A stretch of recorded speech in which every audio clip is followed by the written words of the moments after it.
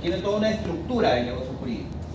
Pero bueno, vamos a la llamada atribución de bienes. La llamada atribución de bienes lo estudia el curso de Derechos Reales. ¿Qué estudia el curso de Derechos Reales? Los derechos reales es el conjunto de normas que regulan la relación entre sujeto, y cosa. Es aquella institución jurídica que regula la relación o la vinculación que tiene el sujeto respecto de la cosa. No relación jurídica, no será relación jurídica.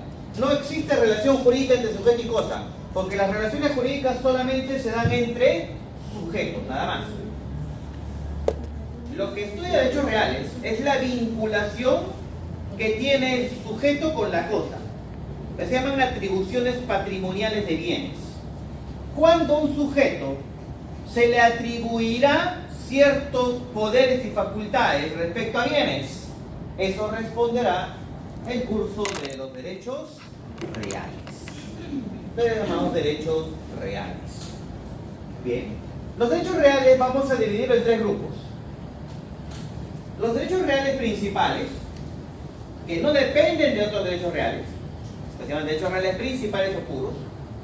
Los derechos reales que recaen sobre bienes ajenos, es decir, para que nazcan estos derechos reales, tienen que recaer sobre bienes ajenos.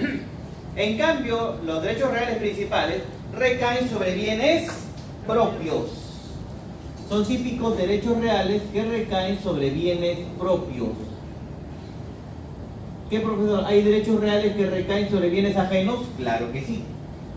Y los llamados, tercer grupo, los llamados derechos reales de garantía. Vamos al primer grupo de manera somera. ¿Cuáles son los derechos reales que recaen sobre bienes propios? Y ahí tenemos tres instituciones. Lo que es la posesión, la propiedad y la copropiedad. ¿Qué cosa es la posesión? La posesión es de hecho. De hecho. Regulado en el artículo 896 del Código Civil. La posesión es aquel ejercicio de hecho. ¿Será aquel ejercicio de hecho?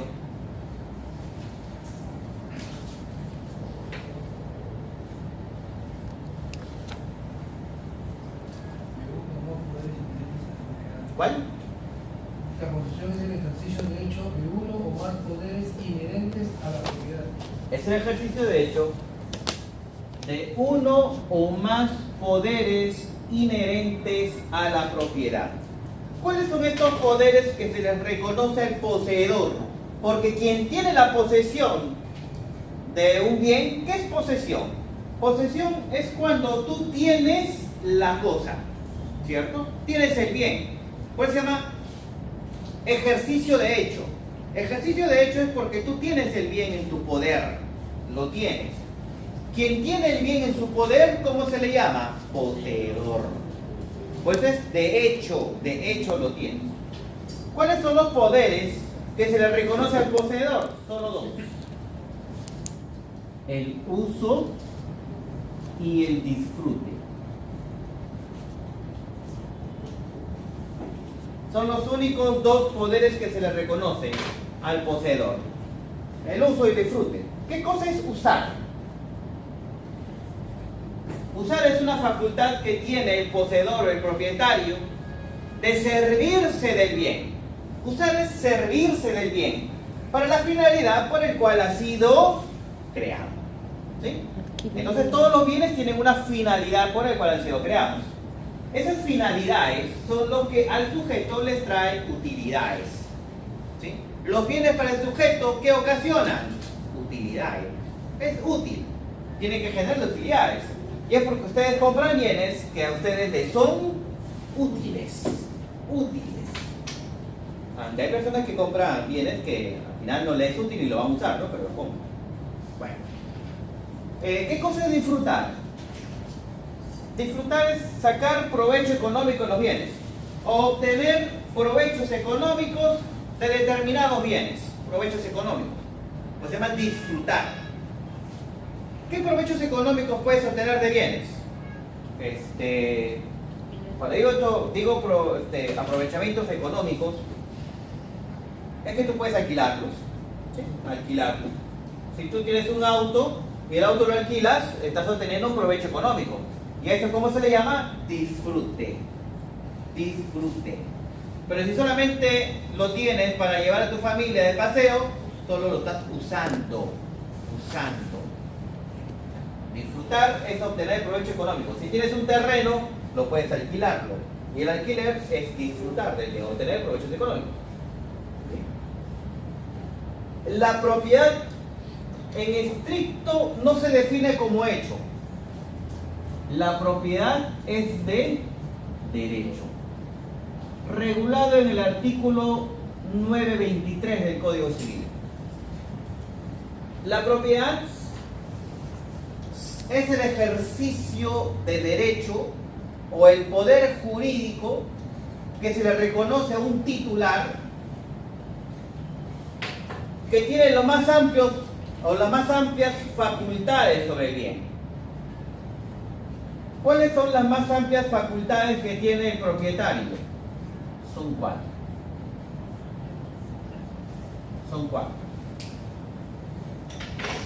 Usar, disfrutar, disponer y reivindicar.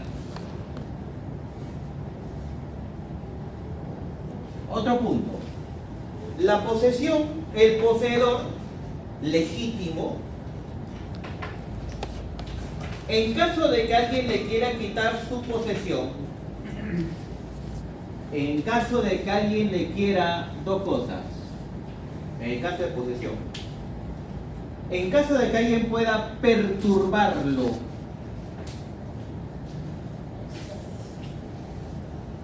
o alguien lo ha ya no perturbado, sino lo ha desalojado,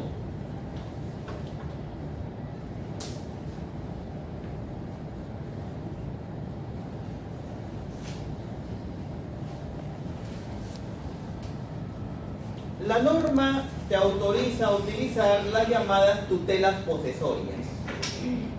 ¿Cuáles son las tutelas posesorias? Dependiendo qué es lo que ha realizado. Tutelas posesorias. Si se te perturba la posesión, puedes interponer los llamados interdictos.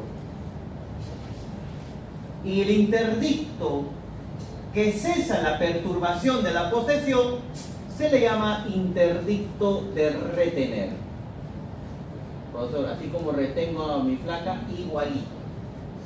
Interdicto de retener. Pero si ha sido desalojado, interpondrás otro interdicto de recobrar. Porque aquí ya no quieres retener, aquí al contrario. Aquí tú quieres recobrar la posesión. ¿Y por qué quieres recobrarlo? Porque ha sido desalojado ilegítimamente. El único que puede desalojarse de un bien, ¿quién es? Solo el juez. Solo el juez, ya. Cuidado que te digan, sal de la casa y te sales. Cuidado, solo el juez va a poder decirte sal de tu casa. Si te desalojan, entonces interpondrás un interdicto a recobrar. Doctor, ¿qué pasa si están sacando mis bienes de mi casa? Acciones posesorias. Si te sacan tu casa, puedes retomar la acción posesoria. Cierras la puerta de tu casa y te trincheras ahí. Y nadie tiene por qué interferir tu posesión. El único que puede ingresar a tu casa, ¿quién es? Solo el juez. Solo el juez. ¿Sí? Nadie más puede ingresar a tu casa. Nadie más puede generar, porque si no sería inviolabilidad de domicilio, ¿cierto? El fiscal tampoco puede entrar. No. El fiscal no puede entrar. Ten mucho cuidado, ni a tu cumpleaños. Nada. El fiscal solamente ingresa con permiso de quién. Por eso, el fiscal no puede entrar. El fiscal raja la puerta ahí como perrito. Pues no puede entrar si que no está autorizado por el juez. ¿Quién es el único que puede ingresar solito, sin autorización de nadie? El juez. El juez es el único. Él es el único que tiene poder para entrar a tu casa si no quieras. Él solito se firma tu documento. pasa y no le haces entrar? Te lo tumba. ¿Con ayuda de quién? Del policía. ¿Y el policía? Para acá. Tumba la puerta. Para acá. Lo tumba. Y pasa. Si él sale por ver televisión. Es lo único que puede ingresar. Nadie más tiene ese poder. Ni el fiscal lo tiene. ¿Sí? Ni el presidente de la República lo tiene. Ni los congresistas lo tienen. Solo él. O el congresista toca la puerta, le voy a pasar y hace pasar. No, inviolable domicilio. Entonces nadie tiene por qué desalojarte a no ser que sea por justa causa. Y solamente lo del juez. Si no, ¿qué pedirás? Interdicto de recobrar con posesión. En cambio, con propiedad, la propiedad es de derecho y se trabaja en función a un título. ¿Cómo se llama? Título de propiedad. Solo se obtiene título al propietario. Quien tiene la propiedad, ¿cómo se le llama? Propietario. ¿Sí? Y el propietario es aquel que tiene un título. ¿Sí? Título. ¿Y quién te puede otorgar ese título? ¿Quién te puede otorgar ese título? Registros. Depende, ¿no? Capaz eres el primer poseedor o capaz alguien te lo ha transferido. Entonces hay dos tipos de propiedad. Me queda chico la pizarra, siempre pido pizarra grande. Dos tipos de que tengan título. Cuando eres propietario unilateral o bilateral. La propiedad unilateral es porque tú vas a ser el primer propietario. El primerito. Entonces, has llegado a ese terreno, nadie te la ha entregado. Tú solito has entregado y has puesto tu bandera. Ya has construido. Por tanto, ¿quién te entregará el título? El juez. El juez te entregará. Entonces, el juez tendrá que indicarle cómo has obtenido la posesión. Entonces, señor juez, yo vengo poseyendo más de 30 años. Artículo 950. La llamada PAT. ¿Qué es el PAT? Muy bien. Así es. La típica prescripción adquisitiva de dominio. La prescripción adquisitiva de dominio puede ser unilateral. Quiere decir que tú vas a ser el primer propietario. ¿Y quién te va a entregar la titularidad o el título de propiedad por prescripción adquisitiva? Puedes pedirlo a través de tres formas. Tres formas. ¿Quién? El juez. Judicialmente. Administrativamente. ¿Quién administrativamente? Cojopri. O tres. ¿Quién? El notario. El notario. Entonces, por sentencia judicial, tú eres propietario por título judicial.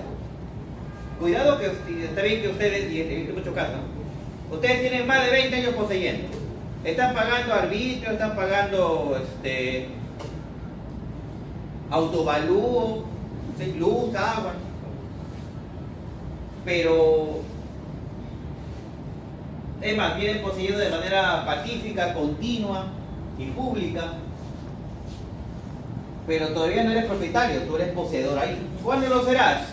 Cuando tú demandes judicialmente y el juez por sentencia judicial te otorgue la titularidad por prescripción adquisitiva.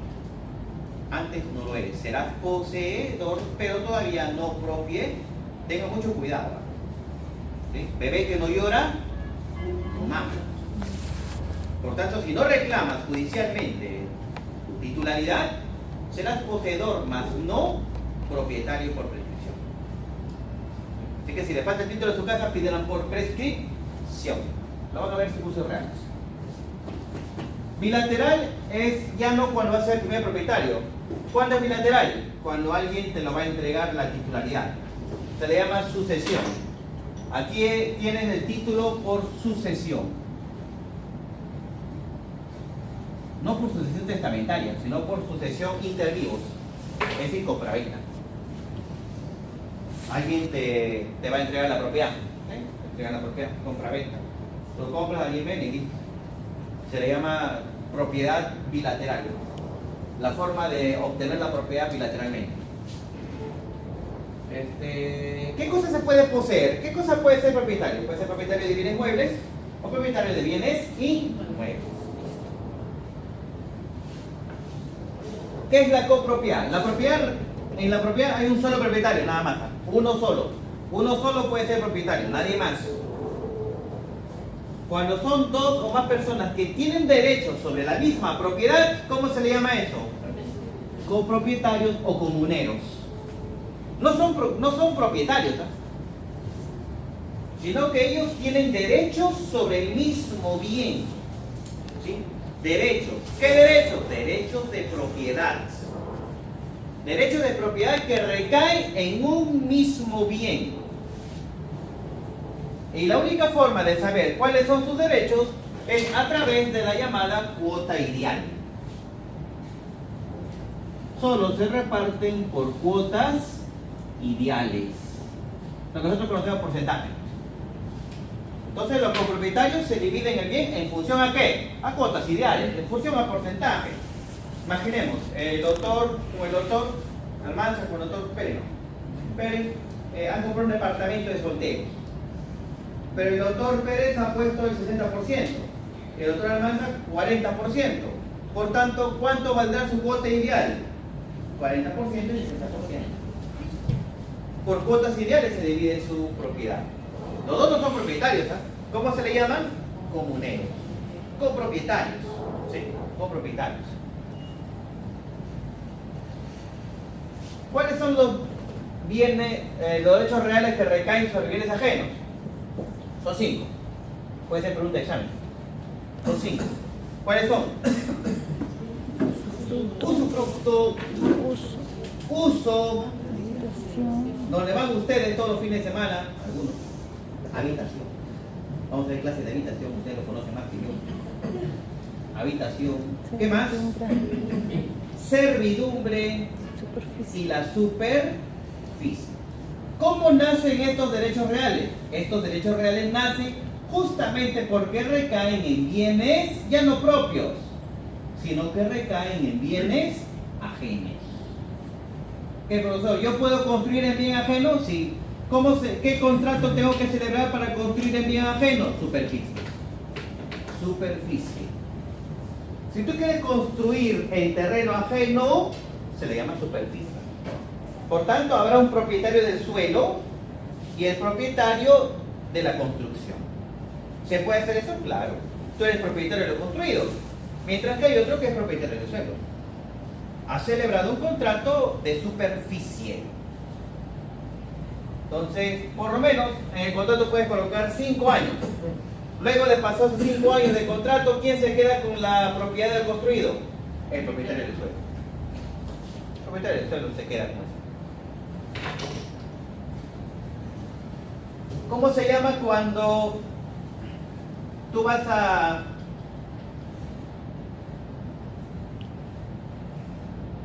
solamente servirte del bien para algo determinado, para la subsistencia de tu familia? Solamente metemos cosechar, sembrar. A eso se le llama uso. Imaginemos, para que pueda vivir, ¿no?, con su familia, tener una habitación, usarlo. Uso. Pero ¿qué pasa si yo le entrego un bien mueble o inmueble, ya no solamente para que viva con su familia, sino también para que lo alquile? Para que lo alquile. Es decir, para que tenga también provechos económicos. Ya deja de ser solamente un simple uso para ser usufructo. Usufructo es aquel derecho real sobre bien ajeno por el cual yo le permito a una persona pues, vivir en mi casa o en un terreno, ¿no?, para que ellos puedan sembrar, cosechar, servirse del mismo, pues, ¿no? O entregarle un bien mueble, un auto, ¿no?, para que ellos puedan usar, y es más, alquilarlo. ¿Le das en calidad de qué? De usufructo. ¿Qué pasa si tú le debes a alguien y no tienes dinero, pero tienes un carro o varios carros? Le entregas un carro para que puedan alquilarlo y semanalmente se cobra con eso. ¿Y cómo lo entregarás? A través del llamado usufructo. Se deben bien los contratos, ¿eh? No es contrato de alquiler. El contrato de alquiler es muy distinto al contrato de usufructo. Parece, pero no lo es. Usufructo es usar y disfrutar. Entonces, usus y fructus, usar y disfrutar. En cambio, el contrato de arrendamiento, tú puedes darlo solamente para vivienda. Vivienda, nada más. Por excepción va a ser para que disfruten, para que hagan negocios, por excepción. La habitación, pues, típico derecho real por la cual a una persona le vas a entregar determinado bien inmueble para que pueda, pues, habitarla, ¿no? Para que pueda usarla para un tiempo determinado. Para un tiempo determinado. ¿Sí? Con la calidad de que te lo devuelva. ¿Qué es servidumbre? Servidumbre también es aquí el derecho real que recae sobre bien ajeno, en la cual encontramos un predio dominante y un predio sirviente.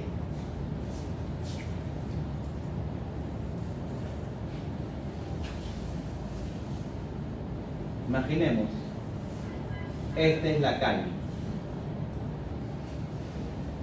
A ustedes les gusta la calle. Bien. Esta es la calle. La casa ha sido dividida en dos. Propiedad 1, propiedad 2. Todo está cerrado. Esta es la calle. ¿Quién no tiene acceso a la calle? Propiedad 1. ¿Quién tiene acceso a la calle? Propiedad 2. ¿Y vos? Gino, ¿quién tiene acceso a la calle? Propiedad 2. Propietario 2. Cuidado que haga otra cosa. Ya, pero la pregunta es, ¿cómo el propietario 1 obtiene la salida a la calle? ¿Qué derecho real tiene que constituir para que salga a la calle y tenga acceso a la calle? La llamada servidumbre. La llamada servidumbre. Por la servidumbre tenemos un predio sirviente, un predio que va a servir a otro. ¿Cuál de los dos es el predio sirviente? ¿El 1 o el 2? 2. El 2 va a ser el predio sirviente. ¿Sí? Sirviente, porque va a servir ¿a quién? Al 1. El predio 1, ¿cómo se le llama? Dominante. Es aquel que va a tener a su favor un derecho de servidumbre. Se le llama servidumbre de paso. Por tanto, P1 hará acá sobre P2 una salida. ¿Y eso cómo se le llama? Un pasaje. Por eso es que ustedes conocen los pasajes. ¿Han visto los pasajes que hay en todo Lima? ¿Qué son esos pasajes? Son típicas servidumbres de paso. ¿Cuál es su finalidad? ¿Qué sirve para qué? De paso, justamente. Servidumbres de paso. Otra servidumbre es que dentro de tu propiedad existe un poste de luz. ¿Qué se ha celebrado ahí? Servidumbre. ¿Para qué? Para que se brinde electrificación. Otra servidumbre, que sobre el terreno ajeno de tu vecino, tú no puedes tener acceso a agua. La única forma de tener acceso a agua es que por debajo de su predio pase el tubo de agua. Entonces se llama predio sirviente, no vas a tener que pagarle mensualmente porque por él va a pasar el tubo de agua. ¿Qué tendrás que constituir? Un derecho real que recae sobre bien ajeno. Y luego tenemos los derechos reales de garantía. Los derechos reales de garantía. ¿Qué es derecho real de garantía? Un derecho real de garantía es aquel en el cual los bienes muebles e inmuebles son afectados en virtud de un crédito. Son afectados. Afectados quiere decir son dejados.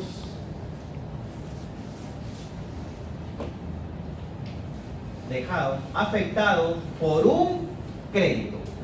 En los derechos reales de garantía, ¿qué es lo que tiene que haber? Tiene que haber justamente un crédito. Te lo vamos a ver aquí en obligaciones. ¿Qué cosa es crédito? Bien. ¿Listo?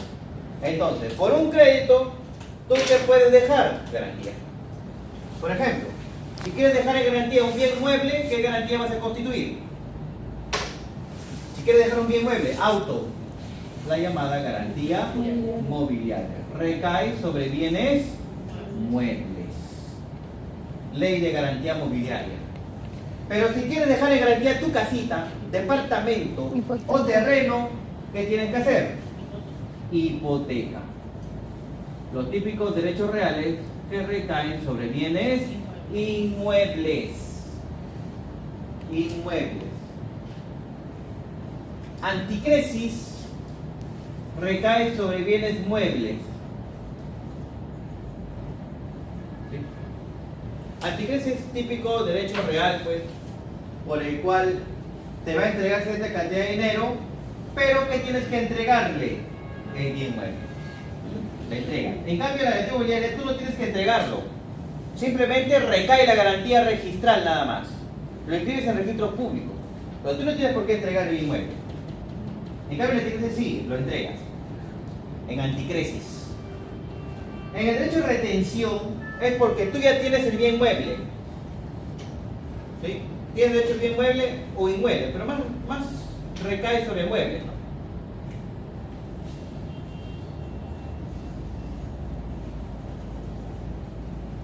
Pero ¿cuál es la característica peculiar? Que en el derecho a retención tú te vas a quedar con el bien inmueble hasta que la otra persona no te cumpla con lo que te debe. Entonces lo vas a retener. Se llama derecho a retención. Por ejemplo, estás alquilando un bien y el inquilino no te paga la renta. Por tanto, tú puedes retener o no, claro, realizar derecho de retención hasta que te cumpla lo que te debe. Derecho de retención. Bien, hasta ahí derechos reales. ¿Qué hora es? ¿Son las 8:30?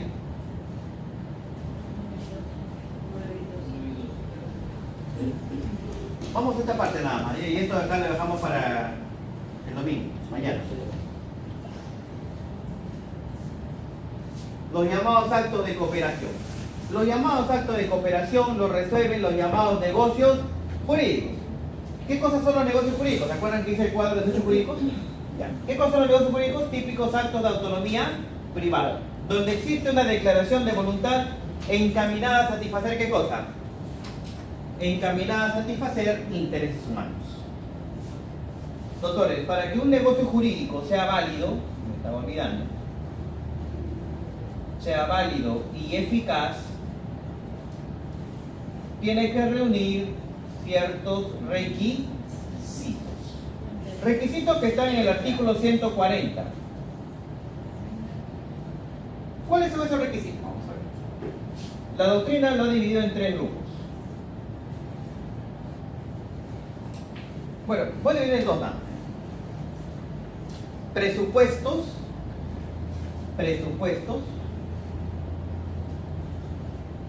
y elementos.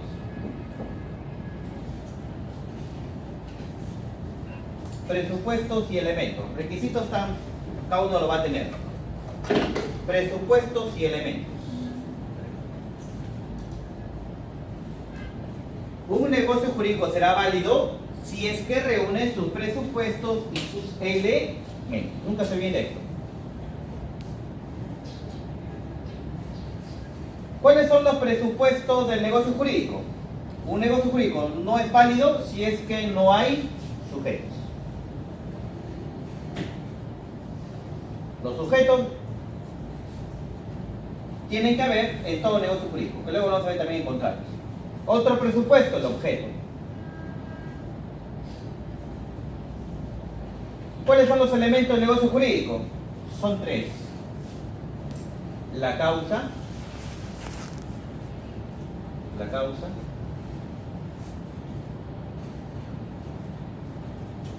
la formalidad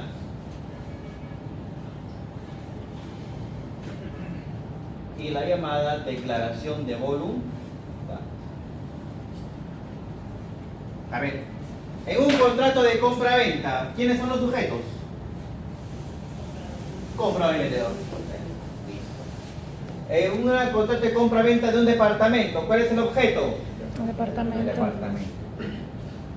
¿Cuál es la causa? La causa es el fin. ¿Cuál es la causa? La causa es la finalidad por la cual uno adquiere ese bien, por la cual uno celebra ese contrato. Una causa puede ser patrimonial, para negocio, o extrapatrimonial, para hacer tu iglesia, o para vivir, ¿sí? Para reunir con tu secta. Entonces, todo contrato tiene una causa. Formalidad. La formalidad es el revestimiento del cual va a estar, pues, el negocio jurídico. Por ejemplo, la formalidad que permite que nosotros probemos que hemos celebrado un negocio jurídico es por escrito. ¿sí? Si ustedes quieren oponer negocios jurídicos a terceros, mínimo tienen que hacerlo por escrito, a menos que la ley te diga que debe revestir otra formalidad, que puede ser por escritura pública, que puede ser con firmas legalizadas. Y el otro elemento, ¿cuál es? La firma. Cuando tú estampas tu firma en un contrato, es porque estás expresando, ¿qué cosa? Tu declaración de voluntad. Todo esto, doctores, es importante porque son los típicos elementos del contrato. Todo contrato debe tener esto, no se debe olvidar ni uno. A falta de uno de ellos, ¿cómo es tu negocio jurídico? Nulo. A falta de alguno de ellos, tu negocio jurídico es nulo. Nulo. Tienes que reunir esto. Los negocios jurídicos pueden ser a su vez, dependiendo, si para que surta efecto jurídico solamente se requiere una manifestación o declaración de voluntad, o para que surta efecto jurídico se requiere de 2 declaraciones de voluntades. ¿Cómo se llama el negocio jurídico por la cual surte efecto jurídico con una sola declaración de voluntad? Se le llama negocio jurídico unilateral. Ejemplo, el testamento. El testamento es un típico negocio jurídico unilateral. El testamento, para que surta efecto jurídico, basta que lo haga ¿quién? Solo el testador, o tiene que firmar los herederos sucesores. No, pues. Testamento. Otro, la renuncia. La renuncia, ya lo que está en tu trabajo. Típico negocio jurídico unilateral. Surte efecto jurídico con tu sola firma. Tu sola declaración de voluntad. Otro, el poder. El poder. El poder también es típico negocio jurídico unilateral. Es válido y surte efecto jurídico con tu sola declaración de voluntad. Así de varios, ¿no? Las bilaterales, ¿cuándo surte efectos jurídicos? Cuando existen 2 declaraciones de voluntad. ¿Y cuál es el típico negocio jurídico bilateral? Están las llamadas obligaciones y está lo que es el contrato. Son los típicos negocios jurídicos bilaterales. Bueno, lo que me va a interesar mañana de resolverlo es cuando estamos frente a una obligación. Me olvidaba también para hacer el cuadro, ¿ya? Y no... Las etapas del contrato. Las etapas del contrato son 3, ¿ya? Acá vamos a ver. Para que nunca más se olviden. Las etapas del contrato son 3. Las llamadas negociaciones, que son las llamadas tratativas. Luego de negociar, ¿qué haces? Celebras el contrato, la llamada celebración, es aquí donde nacen las llamadas obligaciones. Y luego la última etapa, ¿cuál es? La etapa de la ejecución. Y la etapa de la ejecución es la típica entrega